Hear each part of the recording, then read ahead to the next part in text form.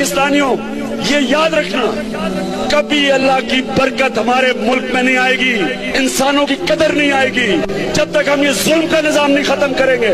जब সাবেক ক্রিকেটার ইমরান খান পাকিস্তানের সাবেক প্রধানমন্ত্রী, উনি কোথায় আছেন, কিভাবে আছেন, আদৌ জীবিত আছেন কিনা সেটা নিয়ে আজকে কয়েকদিন পুরো অনলাইন এবং পাকিস্তানের জনগণ, পুরো মুসলিম বিশ্বের জনগণে একটা টেনশনের মধ্যে আছে।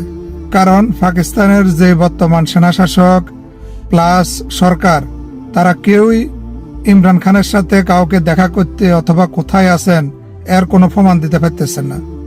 ওরা বাস এমনি বিবৃতি দিছে যে ইমরান খান জীবিত আছে।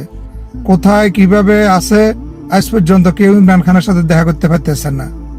আমরা চাই ইমরান খান জনগণের সামনে আসুক, কারণ উনি পাকিস্তানের জন্য অনেক ভালো একটা প্রধানমন্ত্রী ছিল এবং জনপ্রিয় প্রধানমন্ত্রী।